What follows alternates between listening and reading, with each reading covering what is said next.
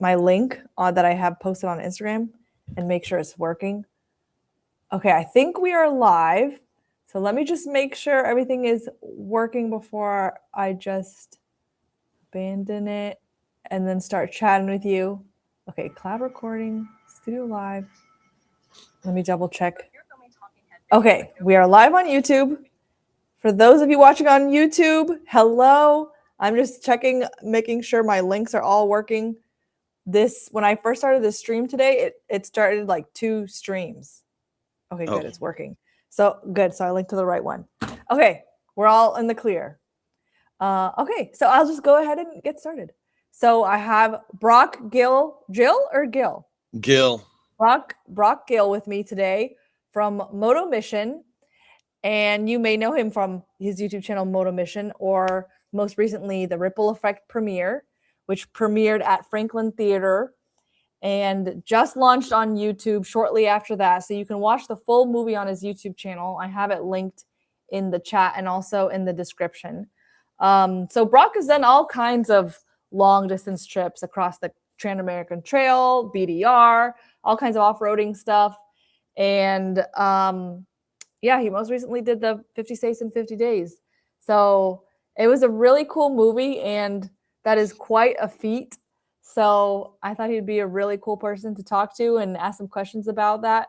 And I've got some questions saved up, but I'm going to keep an eye on the chat. So if anyone wants to ask him a question, you go for it, and I'll make sure we see it.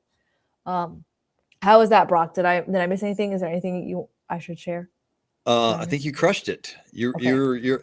I think your Spanish started to come out pronouncing my last name there.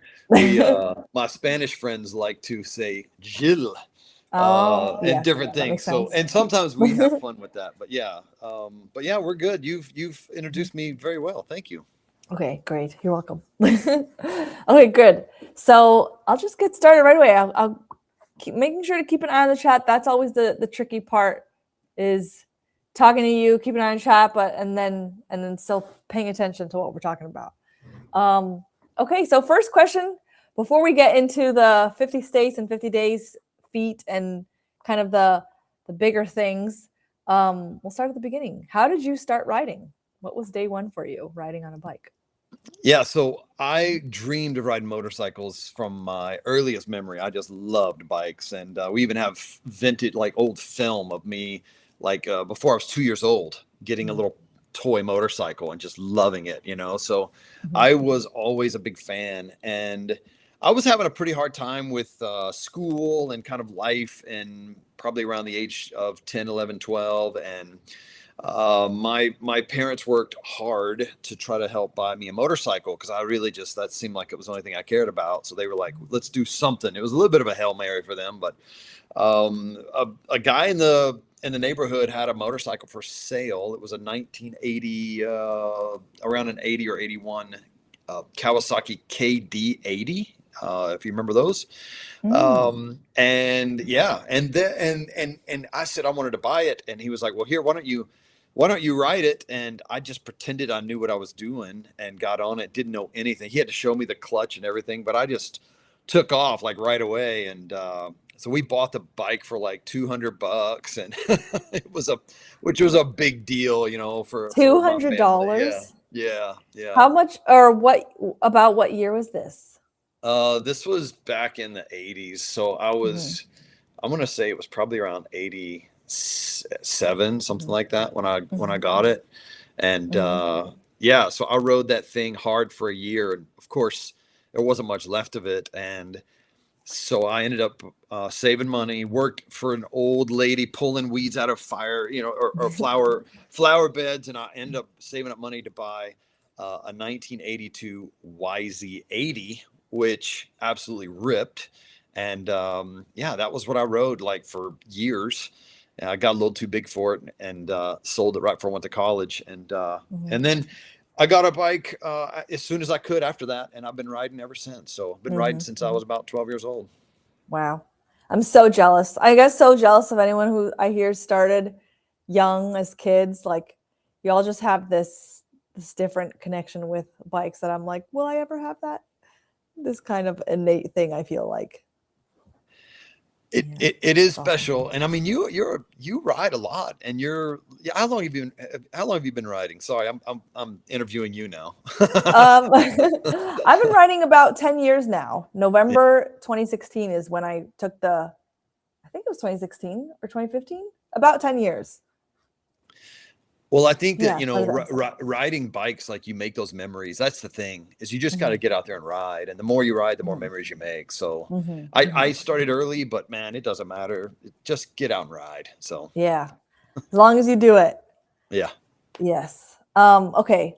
Now I just want to pay a little attention to the chat in there. Say hello to I see Ben Slinger, Mohawk Chris, Olson ADV, Mark, Teofilo Blanco, Athos, Diorman. Diorman's an OG. Has been there. Been here since like I first started posting videos. George Washington and Oh, Charlie. Okay. So Teofilo Blanco said something in Spanish. He says, I'm sorry that this is in English and I don't understand anything. So let me say something real quick to him. If my Spanish is so bad, so hopefully I say it okay. mine's Um, worse. okay, so Teo, hola, lástima que sea en inglés, no entiendo nada. Voy a traducir esto más tarde, como en un mes. Estoy traduciendo mi entero canal en español, pero cuesta mucho dinero, entonces no lo puedo hacer todo en un día. Estoy tomando tiempo para hacerlo. Okay, so hopefully that sounded okay for him. All those native Spanish speakers probably make fun of my accent, but I Charlie, recognize Olson ADV. I think I recognize that one. oh, awesome. So hello, shout Olson out. Olson asked, "Oh, so this is a surprise. So not something that so the ripple effect, the movie. I was expecting like, okay, we're gonna see him go ride 50 states in 50 days. He's gonna talk about the mileage. He's gonna talk about all the logistics, all the numbers, but it was so much more than that. It was so much more a focus on, I would say, the journey and the people you met along the way and the mission behind it. So one thing, Olson ADV asked, Brock, how many people have you baptized over the years? Oh gosh, wow, that's who knows? I don't know, but that's it seems to keep happening. It's wild. I meet people and hear their story, and yeah, it's wild. I don't have an answer for that, but that is what you said, Carolyn. Is you just said something that is like a point I really want to make, and is like this whole journey of riding 50 states in 50 days it was about the people. I want to always Mhm, make that clear. It mhm, was not about how fast I could do it or all these like I know there was a time I kind of had to geek out on the logistics of actually making it work, but mhm, mhm, it was never about like some setting a record or doing anything weird like that. It was just one thing. It was I wanted to meet people in every state. I wanted to mhm, hear their story, and I wanted to explore each state and do something in each state. And it was about the people. And I think that one of the things that I was thinking early on, and really this became like a big part of it, is that I think that like the media has done a great job of exploiting and with a big mouth kind of shouting how all the things that make us different. But I wanted to mhm, find what are the things that we have in common, and what are the things that we are that we can agree on. And so by talking to people in every state, like that was one thing that was important to me, is like just kind of forgetting about like which side of the aisle or political social spectrum that people are sitting on. I just wanted to meet people, sit at the table, and just hear their story. And I think that was like the most human part of all of this was that just sitting at the table and chatting with people. So that's kind mhm, of like that was like the motivation behind it. mhm. Yeah, literally sitting at some tables of people you just met that day, going home to their, yeah, Yeah. getting home cooked meals. That was some pretty Yeah. sweet moments in the movie. So that brings me to my next question, which maybe you kind of already answered that, or or I don't know, maybe you had a different motivation to do it, and then that ended up being the result. But so why did you decide to ride 50 states in 50 days? Yeah, so it kind of started a few years ago with this idea that I wanted to ride to Alaska, which, that's a very interesting thing to me. I had a buddy that did it, and he's always talked about it, and I'm like, dude, I want to be able to ride to Alaska. I love Alaska. It's such a beautiful place. And so I came up with this idea where I would go down to like Key West and like ride all the way to the Arctic, you know, which lots of people, not just me, but lots of people have that dream. And that's where it started. And along the way, I was like, but how would I do it? Like I started thinking other people have done that sort of thing.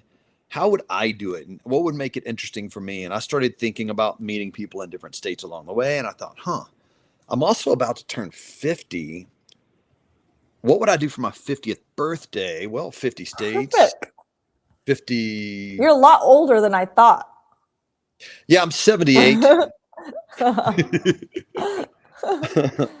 So yeah, it was basically like, it was how can I celebrate my 50th birthday, that 50th, you know, that year. I wanted to do something really interesting. So it just turned into, well, why don't I ride, you know, 50 states and do it in 50 days. So there you have it. That's awesome. And it's funny too what the why might start a trip and then it ends up being something else that we didn't expect. Yeah. What would you say was the hardest thing that happened? If not necessarily on the 50 states, 50 days road trip, but just any road trip, because I know you've had many. I mean, I have so many from those 50 days that I have plenty of stories to kind of tell and reveal things that, I mean, some of the things were really difficult. Like I had to ride through horrendous storms. Like I rode through the toughest storm I've ever been in. When I got to the other side, matter of fact, like it was so dark, I thought it was nighttime, but when I got to the other side of the storm, it was still daylight, which surprised me. And then I found out that it was, I rode through a tornado. It was really, really gnarly. Yeah. Like cars were flipping upside down. It was really, really crazy. Yeah. And then when I got to Canada, I had to ride through like really cold rain, which also was sleet and also snow. Like there was some really like that was hard to go. On a normal ride, I would just be like, I'm just going to let the rain pass, right? Just kind of let it die out. And then I'll go when the weather, but I had to make my miles each day. And it took me 10 days to cross, you know, to get to across Canada to Alaska and back, which is a question a lot of people ask about. How did you get to Alaska? Well, I rode it, right? So, but it's a long way. So I had to ride through really tough storms. I had to what I call buffalo it. I mean, just point and just go right through it. But I think my hardest moment was, and you saw a little bit of this in the film, but we don't go into this a ton. But my hardest moment ended up being kind of like 2 days, and one of them was coming back from Alaska. I experienced right in front of me a head-on collision on the highway, and it was really tragic. There were 2 fatalities. There was I helped rescue a lady from an upside down car. It was just a really, really horrific day, and I was there for 6 hours. And at my feet were, you know, bodies that were uncovered, and it was just a really, really tragic moment. And we don't go into that a lot on the film, just for you know, some reasons. But I think that the highs and lows of a trip, it was like some really great things happening, and then there was these really terrible things happening kind of simultaneously. And then I got to day 44, where I feel like some of those things started to kind of bubble up. Things that were happening a few days or a couple of weeks ago, like kind of started to make their way to the surface. And then I found some terrible news about my father, and all of that happened on day 44, which will be forever a memory of how tough day 44 was. And I had to just, with grit, just keep going. And if it was just writing, I think that was one thing, but like I had to also like turn it on and perform for, like, because I'm interviewing people and I'm filming the whole thing. And so like there had to be like a not being fake, but I had to keep going and had to still be positive in front of people, you know. So compartmentalizing my emotions and all the stuff that was going on, and being in the moment and entertaining, you know, the strangers I was meeting, and also for the camera without being fake. Like I said, like that was tough. So yeah, can only imagine. Kind of like showing up for work, but your work is running 50 states across 50 days, past a tornado, through a tornado, and yeah. What would you say was the funnest thing or the most rewarding thing on those 50 states, 50 days trip? I mean, I think arriving in Alaska, because that was again my original kind of goal. Like getting to Alaska, I felt like if nothing else goes well, or if even if I don't finish it at this point, that felt like that was the accomplishment. Now, I know in reality it wasn't, but there was such a moment of getting to Alaska, knowing I left my house, a few weeks ago, and I just got to Alaska. It's just such a cool like moment for me. It was, yeah, that was super fun. Rewarding. I think meeting all the people and just seeing meeting people that became friends. That was probably the biggest part. I met some people in Wyoming, and I obviously met someone in New York City, which you now know. You guys are buds. Her name is Stephanie, and she became a big part of my story, and I became a part of her story, where the film kind of went back and explored her story and her family, and it kind of became she became kind of the star of the whole thing, and it was unbelievable how all that came together. That was the most rewarding part. Honestly, it was about the relationships and the memories that I'm taking away from this thing. Yeah, that's awesome. Next question I would say is, did you do it? Did you literally do 50 states in 50 days? Did you have to stretch it some? Was it 50 days straight? And if so, how did you do it? Like, what were the miles per day like? What were any hotel versus camping? How much out of pocket versus sponsors? Any details you want to share? All good questions. I did do it in 50 days. And one of the things that was important to me is, I thought just because of the world that we live in, that some people would be like, oh no, you didn't really actually do it. Well, we set a tracker. Like Cardo has the app that you can, it's called the Cardo Ride app. That's the newest app, but back then it was called, what was it called? Riser. It was called Riser. App? Yeah. It used to be called Riser, but it's now the Cardo Ride app. And basically it's a way where you can track. So we had this tracker go on so you could watch me live in real time. And we laid down a track through all the states at the same time. And this was another thing that I will go into. You asked me what was my most rewarding. This was another thing. It felt a little like Forrest Gump. As I was going through different states, we would have people watch the app and think, oh, he's coming through, and they would come out with groups or sometimes individuals, and they would ride with me. They would be literally waiting at an intersection, and I would zip by, and I could see like a guy on a motorcycle, and and then they would hop in. I was like, oh well. And so it became like a traveling group there at times across certain states. And I don't remember how many people, but let's say 100 people rode with me at times throughout all the states. So it was super cool. So to answer your question, I did do it in 50 days straight without any breaks or anything like that.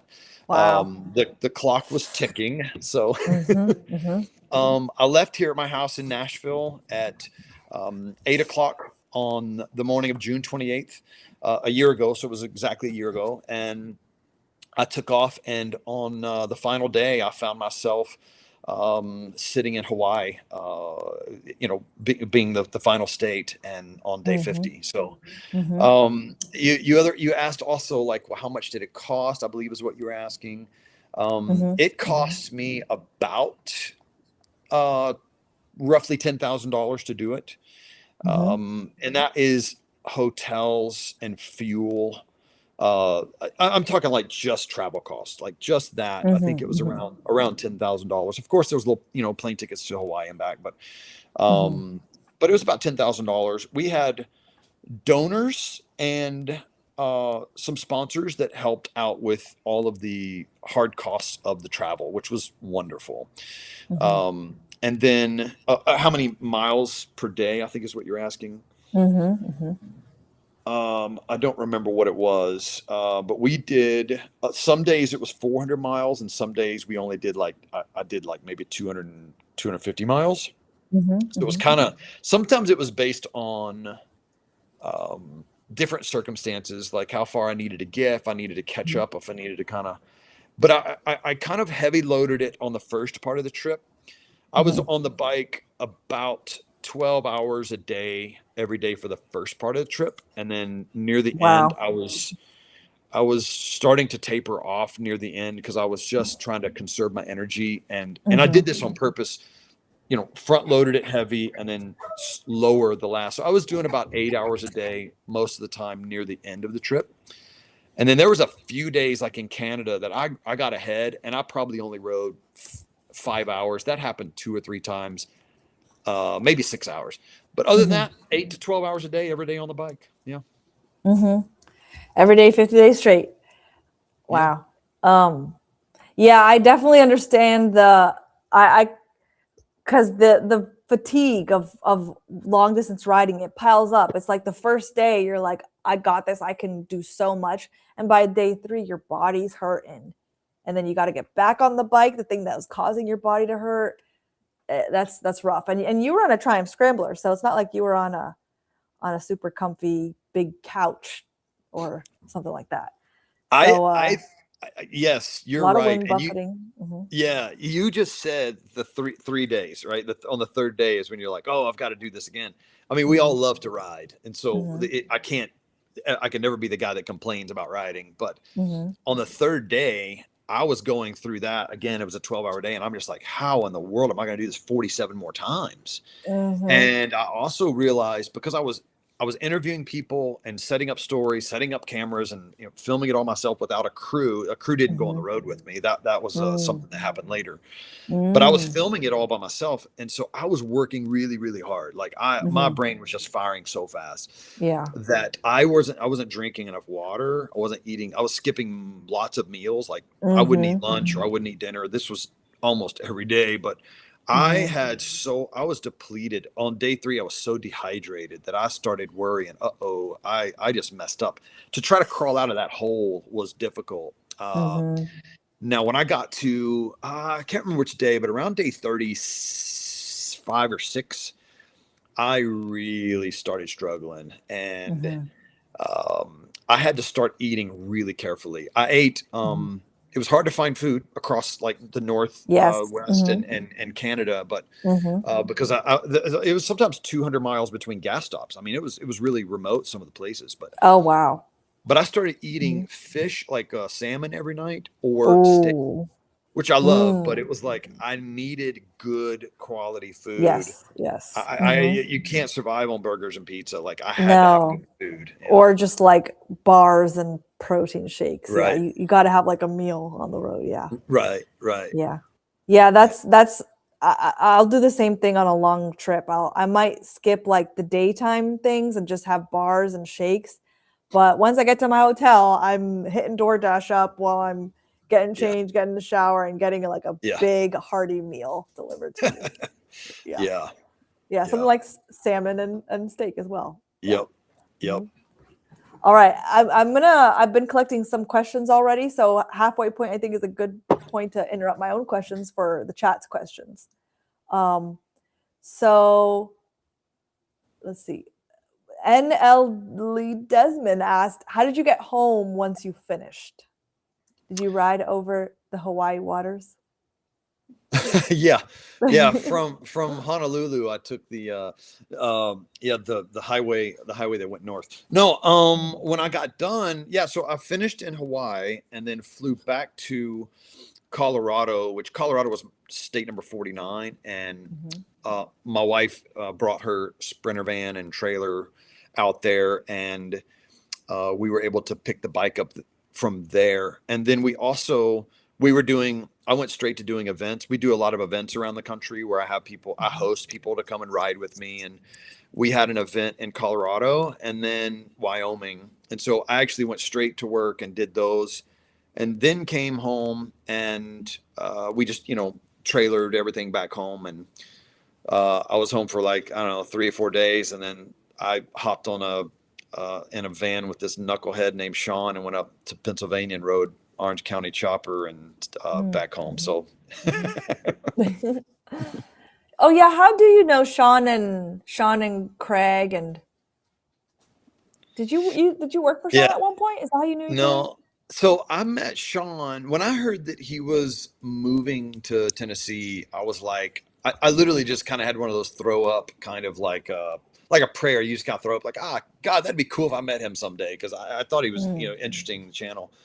And Mhm. I promise you, a couple weeks later, I bumped into him on the sidewalk, and Wow. he kind of knew who I was, and I knew Mhm. who he was, and we just kind of started talking immediately, and Mhm. we swapped numbers, and we became buds, and we're actually like super close friends, and Mhm. so I hop over on his channel and do stuff often, and he comes over here and does things with us on Mhm. occasion, and his family and our family we're pretty tight. So Mhm. yeah, and Mhm. then and of course that's how I met Craig up in Pennsylvania, and Craig and I have Mhm. become super close, really good friends, and Mhm. Craig and Mhm. I just did a big Utah trip that turned out to be a pretty wild story, kind of one of my big stories of my life, actually kind of developed there. On a recent trip. If I don't know if I'm wording that correctly, but I'll put it this way: a significant part or moment of my life happened um, in Utah, and Craig was there for me. He's been a really good friend. So Mhm. yeah, Mhm. Wow, that's awesome. yeah. Um, all right, I'll go another back to the chat's questions. Gma Rides asks, "How did Hawaii happen for you?" Okay, I was really looking forward to Hawaii, but I didn't really know what I was going to do when I got there. Mhm. So, a few days before, I talked to our friends at Triumph and was like, "Hey, I'm doing," they knew I was doing this thing, and I was like, "Is there any Triumph bikes there that we could rent? Like, I'm not really finding a lot." Mhm. And they reached out to someone, and somebody had a bike waiting for me when I got there. The Triumph dealership there, it's kind of like they have a lot of different manufacturers under one roof, Harley Davidson and Mhm. different things. And there's a guy named Pete there that surprised me with the coolest bike. It was kind of a dream bike for me. And I got to ride the Triumph Rocket 3 when I got there. It was Oh. the coolest bike ever. I'm telling you, Mhm. Mhm. it was awesome. Like, if you've never, have you ridden one? I actually haven't. You Oh, know, that reminds me, that was actually the moment I decided I needed to learn to handle big bikes. Because I got put on one at a press event with a bunch of journalists and YouTubers. At that point, I'd never been on a big bike before. So I dropped it before we even got out of the parking lot. So in front of everybody, all these other YouTubers and journalists, I was so embarrassed. So they put me on the other smallest bike that they had there. I think it was I forget. It was the the Thruxton, uh-huh. and after that, I decided I need to learn to handle big bikes because this is embarrassing. I can't be doing this. So Oh, yeah, yeah. I need to go back now and You should. You ride got a to redeem rocket. that. Yeah, Hey, it's you the reminded me that. coolest bike. Oh my Yeah, gosh, I am it's such a pretty fan. cool. That is now Mm, it's my dream bike. It's just so mhm, cool. So, mhm, mhm, but yeah, so Hawaii was really beautiful, and I got to ride an awesome bike. Hawaii is not big enough to really let that bike show off too much because it's really fast. But mhm, I did have a blast on that motorcycle. mhm. Yeah, that's pretty cool. I don't think I caught that in the video. I don't think I paid attention to the bike you were on once you got to Hawaii. Yeah, Yes, I was just so wrapped up in all the personal stories. I yeah, forgot about the logistics. yeah. Um, and KZ1E asked, "Did you experience any mechanical issues on the trip?" I did. I am a mechanical magnet. If something's going to go wrong, it's going to go wrong to me. That's what I'm learning. Which you I was going to tell some KLR stories because that's been my recent nightmare Mm, lately, which I know you just did a video on the KLR. I've had mm, people are like, mhm. "Hey man, you need to, if you want to never have a problem, buy a KLR." So I went and bought a KLR, and it's been nothing but problems. I'm just like, "Oh, what in the world?" So What year but is yeah, it? it was a 2007, Uh-huh. so Gen 1, I Okay. believe. Uh-huh. Yeah. How many Um, miles does it have on it? 20,000. Not Yeah. bad. Yeah. Yeah. Interesting. So Mhm. Yes, I did have a mechanical problem. And I got bad fuel in, I think, New York or somewhere, and we knew Oh. immediately that I got bad fuel. And then Mm. that turned into we got it fixed, or so we thought. And then it turned into some mystery problem that we just like we didn't know what was wrong. And to be honest, like we didn't have time to monkey with it because we got to move, right? So I would Mm-hmm, give the mm-hmm, tech like, hey, you've got an hour, fix this bike. And we never really got to the bottom of it properly. So we mm-hmm, actually, not to give it, well, I am going to give away part of mm-hmm. this. Just a You little know bit. where this is. You know where this is going, but I'll Mm-hmm, go ahead and tell you. mm-hmm, We have we were doing this. We were doing this ride. I had a mechanical problem.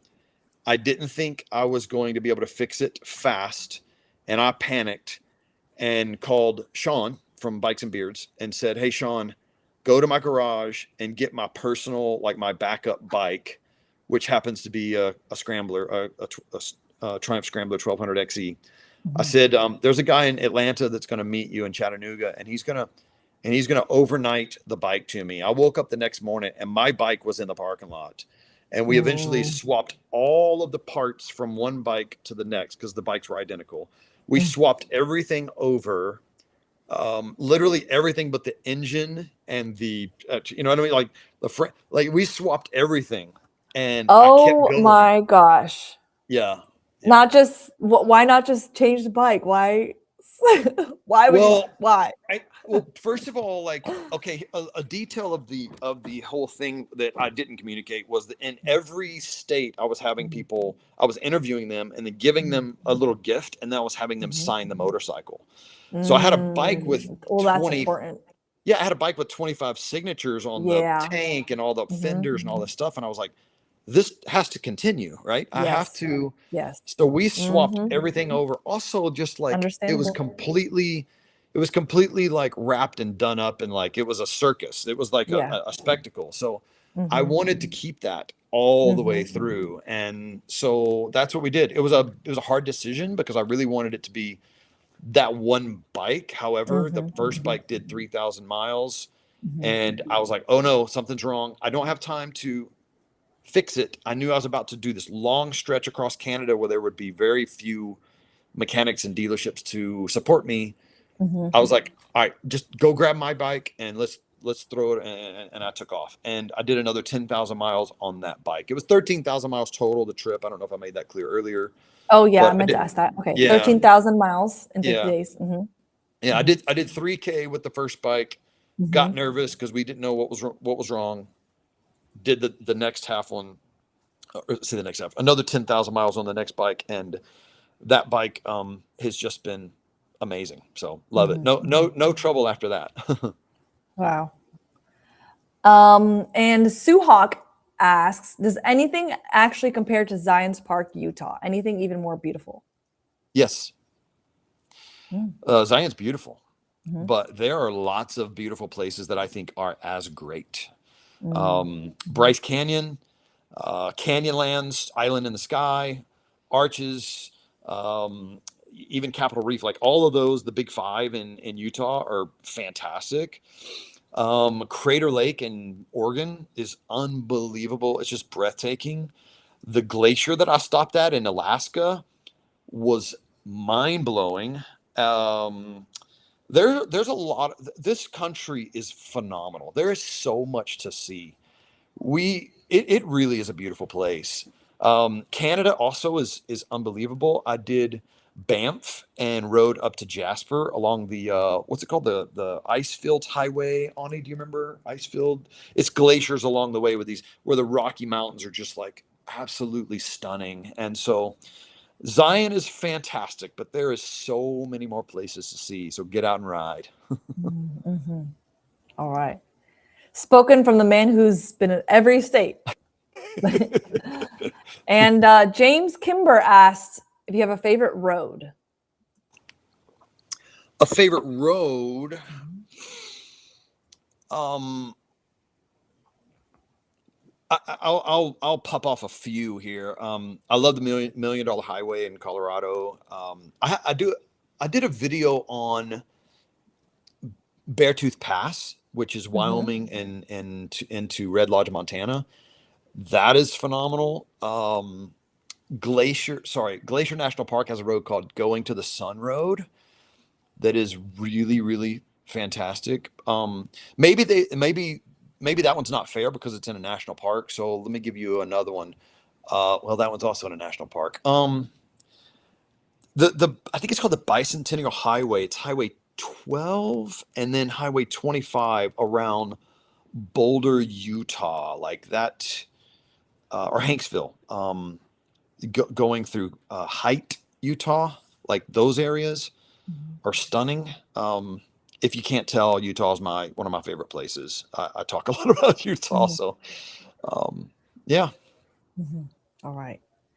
And Off-Road Viking asked, how did Brock juggle the YouTube series production while also putting together a movie almost simultaneously? I guess you did it. You did address that, but yeah, How you did I filmed it keep? all. Yeah, I I'll filmed let it you go. all. If I Mm-hmm. understand the question, I think you were saying how did I do all of it? How did I do both?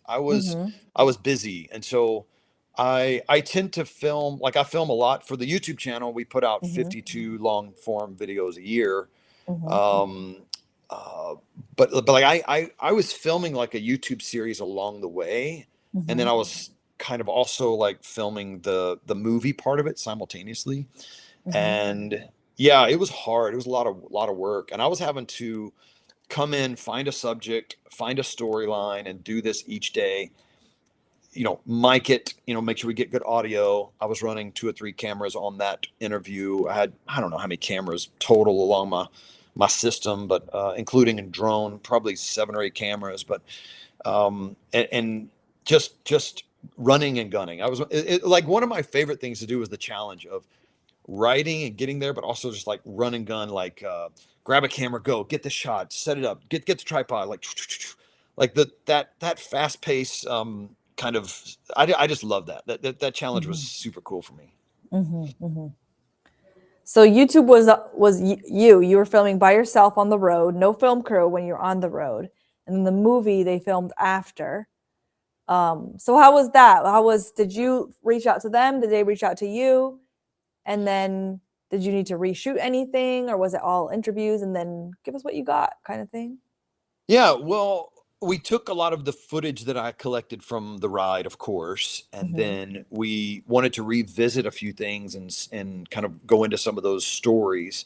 So I've got some people that I've worked with for many years doing a TV show that I've done, and I just pulled those guys in. So Adam Taylor, my director, I was like, hey, let's do a good job with this, and we kind of put him and his team to work. And Tyler Sylvie, those guys came to the rescue, and they helped me really think through like what are these stories and how do we tell them properly. And we were able to go in into a warehouse and build like this big water stage and then float the bikes on top of the water and then kind of Mm-hmm. set me on a chair on top of the water. And like we did the interviews there because it's called the ripple effect, Mm-hmm. the name of the film. So like creating like a beautiful presentation of the story, like that Mm-hmm. was important to us. We're passionate about that. So I had just some really good people that kind of came to my rescue to help me make it great. And then Mm-hmm. we would travel with the crew to different locations and film, a lot of more story that came out. Part of that was Stephanie's story up in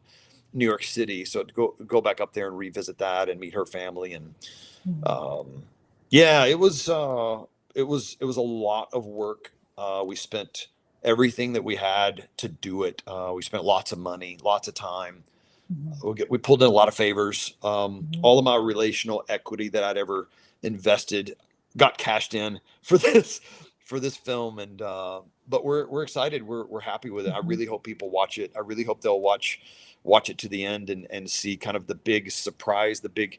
There's 3 big surprises that kind of happen at the end that I really hope Mm-hmm. that people will watch all the way to the end and experience it, because we think that the stories, they're heartfelt. We put our heart and soul into it, and the thing that happened at the end was once in a lifetime. It feels it just it's a life changing type story, and so I hope that Mm-hmm. people Mm-hmm. watch it and love it. Mm-hmm. Yeah. Yeah.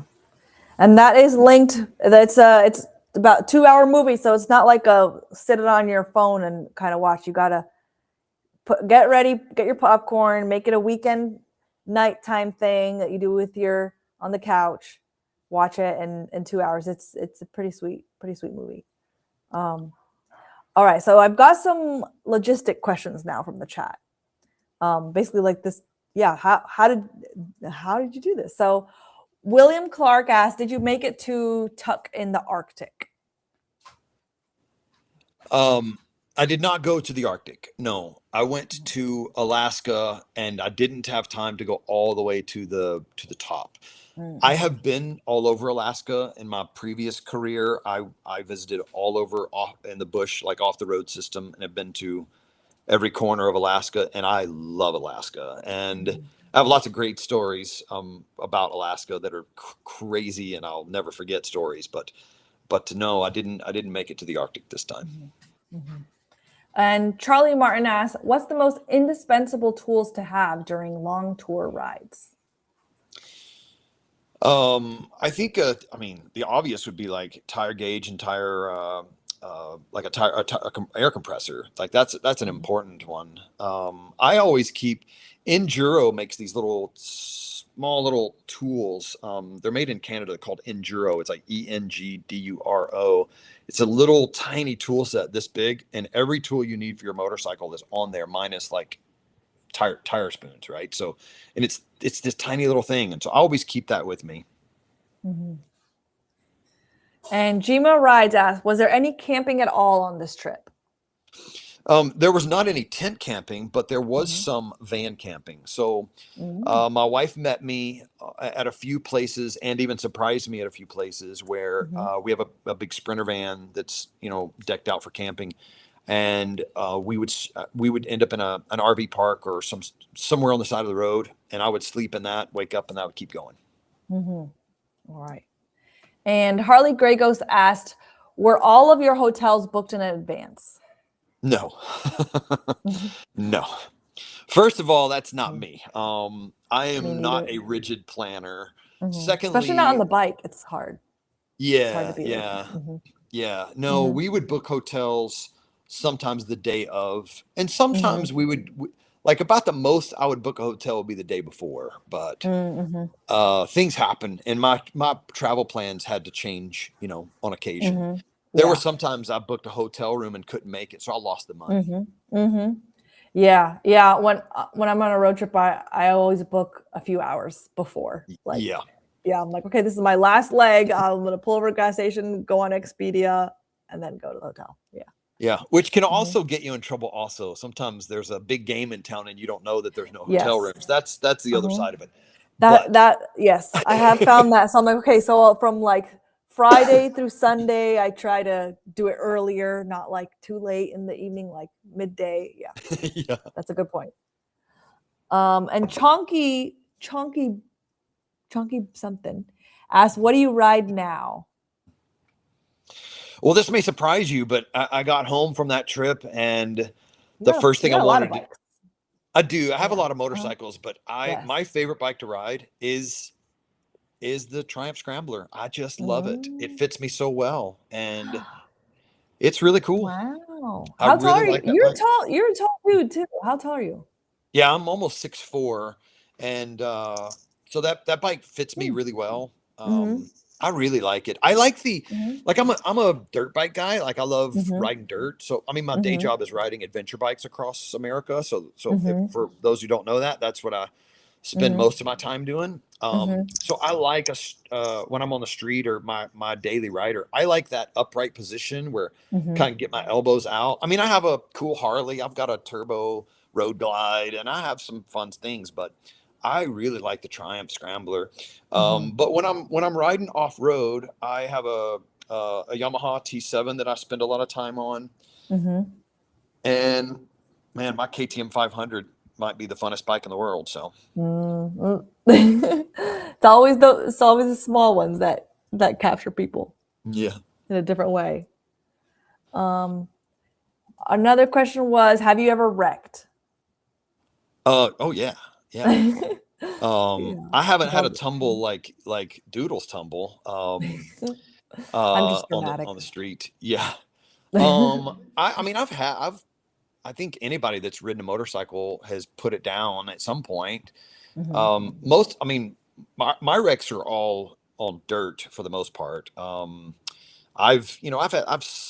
I've tipped over and I've done a few things on the street, but nothing dramatic on the street. But back when I was riding a little bit more serious motocross stuff, I hit the ground pretty hard, broke my back riding Mm, motocross, and mhm. then I was out with some guys out west, some Baja guys like the Johnny Campbell team. I was riding with some of those guys a few years ago on their bikes in the desert, and I hit the ground pretty hard and had a shoulder injury that surgery. So I mean, I've had a lot of things over the years, but most of it's been like dirt riding, racing, that kind of thing. So Mhm, mhm.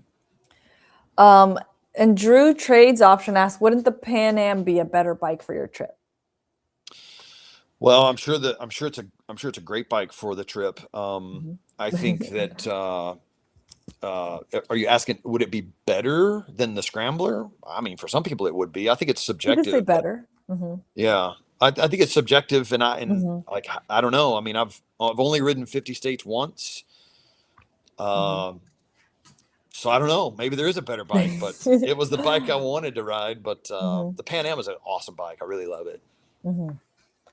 And Uncle DJ asks, what's your favorite color? My favorite color. Mhm. I'm an artist. I have so many favorite colors, but let's go with yellow. Mhm. I could Black see and that. yellow to be I've seen black and yellow, black and yellow, black and yellow. Yes. And now, okay, back to my questions. I went through the chat questions. Would you do this again, and why or why not? I will never do it again. And it's not because I didn't like it. It's Mhm, because I loved it. Now I mhm, know that sounds mhm, weird, mhm, but I loved it so much and it was such a difficult challenge, mhm, and I completed it with great effort. I completed it. mhm. And I think that that's why I'll never do it again, is because it was so special. If I go and repeat it and go, I did it again, I did it again the next, and I did it 6 more times, then it's kind of like, I'm not that interested anymore. And it was Mhm, the fact that I did it once, and it was so great, and the stories are so rich. I kind of just I don't want to touch it. I don't want to mess with it. It was perfect. And mhm, mhm, I think the film reflects some of what I'm trying to convey here emotionally, but mhm, I'll never do it again. It mhm, was just too special and too perfect. I don't want to mess it mhm, up by trying it again. mhm. I have new ideas, different things that I'm working on. Oh, okay. That's one of my next questions coming up in a bit. Um, but before I get to that, have you elaborate on that. Is there a trip you would do again, or is there a trip you would really recommend? For street riding, I would recommend anything like America's Loneliest Highway, the $1 Million Highway, Mm, those kinds of mm-hmm, things. Like those are mm-hmm, for if you're going to keep it on street, that's what I would. Otherwise, I would say a BDR, Backcountry Discovery Route. There are some yes, incredible. I'm about to twist your arm, by the way, Carolyn. I know. I've been. It's been on my list. It's been on. I texted you the other day and said I have an idea. We're going to talk about Oh that later. yeah, yeah. Yeah, I yeah, meant to ask you about that, and yeah. yeah, yeah. We Um, didn't talk about that. Yeah. yeah, I want to get you out there, but backcountry Mhm, discovery routes are really incredible, and I recommend anyone if you adventure ride, you just mhm, have to schedule it. Like, just mhm, go do it. There's mhm, lots of different ones, and there's different kind of skill level, difficulty levels, but I love the BDRs. I think that the Transamerica Trail is kind of a once in a lifetime that I would recommend people if you like that. If you want like a big goal, do the Transamerica Trail. mhm, And if you want just like maybe one of the better rides, there's so many to say, but the Continental Divide is another one. I went from Mexico to Canada. That's a really, really amazing ride that not many people talk about, but I did a whole video series on that one. mhm, mhm. Mexico to Canada. Yeah, every time I do hear about it, I'm always surprised I don't hear about it more. Yeah. Yeah. It's beautiful because it was in the mountains the whole time. So anyway. Yeah, that does sound pretty Yeah. great. And would you recommend your 50 states and 50? I know you said you wouldn't do it again, but would you recommend someone else to do it? Why or why not? Yeah, I would recommend it. I would say, find a route that interests you. I did not do it on the most efficient way because it wasn't about setting a land speed record. That didn't interest me. I wanted it to be, there were certain criteria that I personally wanted that other people probably wouldn't understand. But I wanted to leave from my house. That was a very important thing. I wanted to leave from here and then do it. So I kind of did like a corkscrew around the east and then across the north, and then kind of, after I came back from Alaska, I kind of corkscrewed the west, if that makes sense. I would recommend anyone do. There's different routes you could take, but I did like this, so Wait. I would recommend it just because like you get to see all of America at once.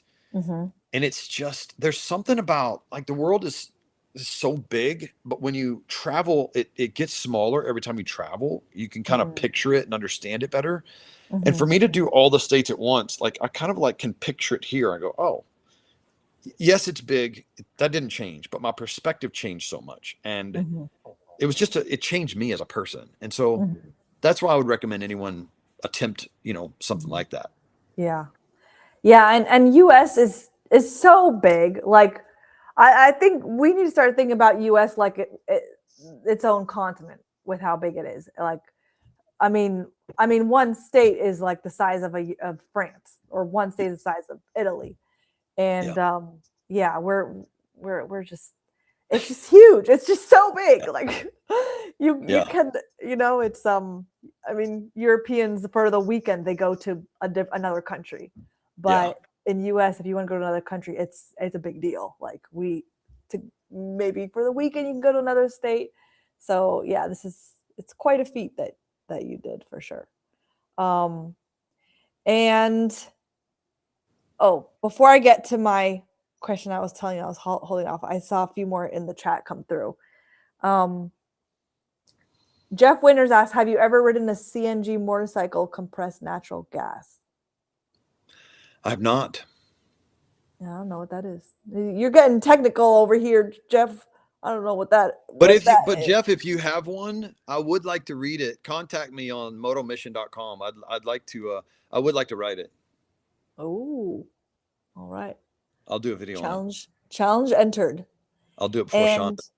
Ooh.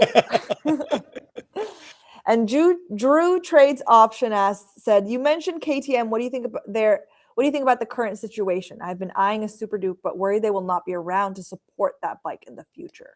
KTM's not going away. They're not going away. No, I would buy a KTM at any point. I think the brand is just too strong. There's not a chance it's going away. And Olson asked, Doodle, will you ever attend one of Brock's events? Yeah, I need to. I plan on looking and seeing which one of those I can make too. Jonkin said, what bike should I replace my Goldwing with? Smaller, lighter, all-rounder? I mean, I'm happy to answer that question, but I need to know what's the goal? What's the goal? Like what kind of riding do you want to do? So I would say if you want to do Goldwing stuff, then I mean, there's buy another Goldwing. But if you want to ride adventure or you just what kind of riding do you want to do? I think that's where I would start. But Goldwings are great. I think that I personally don't like the automatic transmissions. Was it DCT? I think it's called. DCT. I rode that. The bike was super fast, but I didn't like that. I love a clutch and love the control of that. So I don't know. I think I've answered what I liked riding. I think the Pan America is a good one. Someone mentioned that earlier. That's a great one. And Elevator Biker asked, what is the best month to ride from Florida to Anchorage? The best month is probably July, August, because I'll tell you why. It gets cold.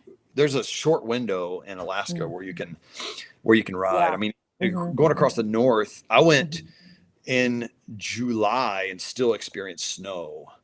So, Oh my um, gosh, which is crazy because Florida in July is horrible. yeah, But yeah. yeah, You kind of that's how just you have got to to do it. you just have to deal with the heat. If you're from Yeah. Florida, well, if you're going to go from Florida to Alaska, you Hmm. just got to deal with the heat and the storms and whatever. But Hmm. really, the critical time is there's a short window that you can do Alaska, and that is like July, August. Getting into September, pretty quick, you can get surprised with snow. It can surprise you. Wow. That's Yeah, insane. yeah. That's insane. All right. And oh, I did want to ask too, when did you do this 50 States in 50 days? What time of year was it? I left my house June 28th last year, Hmm. June 28th. Hmm. So I did it, Did it in the summer. mostly July, August. Hmm. Okay. And then I've got my last question for you. What is next? I hate that you asked me that because I don't want to tell you. I know. You did hint at you have new ideas, new plans.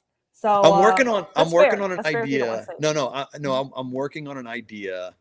I mean, the quick answer is I'm gonna film Arkansas BDR and Montana BDR like in the next few weeks. So Hmm. that's like that's a legitimate answer.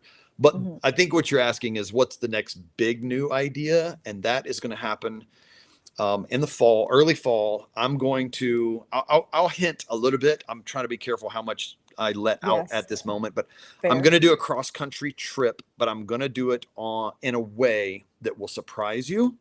Mm. I've talked to a few people, very inner circle, like, "Hey, I'm going to do this," and the response was, "How is that possible?" So, Mm. um, the bike itself, I think, is a good choice, but I think the methods and the idea that I'm going to do is probably going to surprise people, and it's definitely going to make people want to watch to see how it was done and what I learned along the way. And yeah, it's going to be interesting.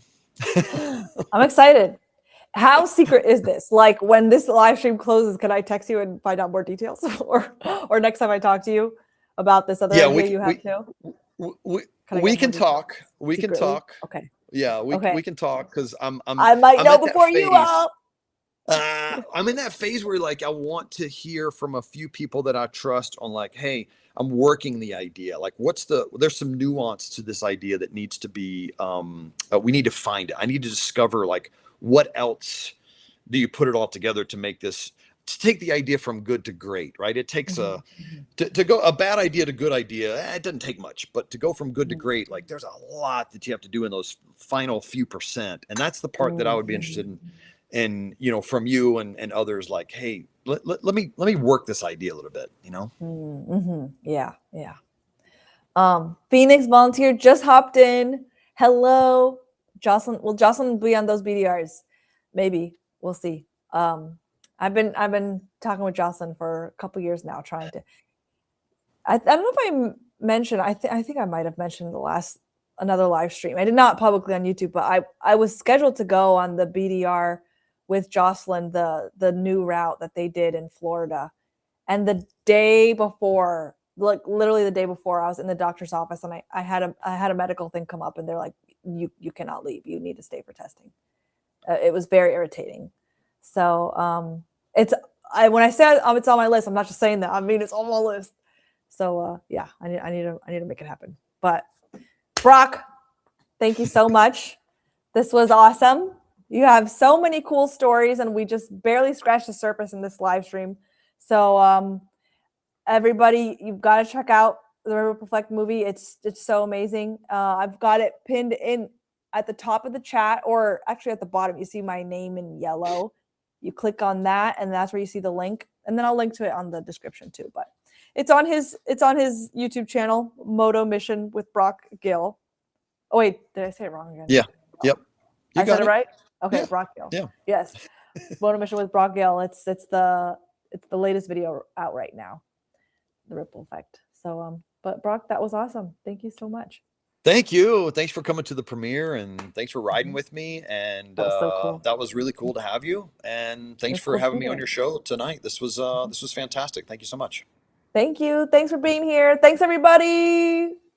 Thanks for the questions, everybody. All right, bye everybody.